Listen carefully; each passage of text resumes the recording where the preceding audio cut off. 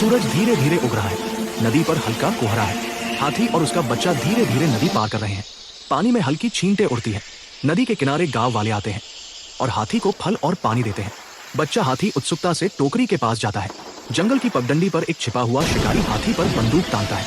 हाथी खतरा महसूस करता है और पीछे मुड़कर देखता है। हाथी अपनी पीठ दिखाकर बच्चे के साथ भागने लगता है। शिकारी उसके पीछे दौड़ता है। धूल उड़ती है। पक्षी डरकर उड़ जाते हैं। जंगल की खुली जगह पर अचानक एक भव्य शेर शिकारी के सामने आ जाता है। शिकारी डरकर ठहर जाता है। शिकारी डर के मारे भाग जाता है। हाथी और बच्चा सुरक्षित जंगल की ओर भागते हैं। धूल बैठती है।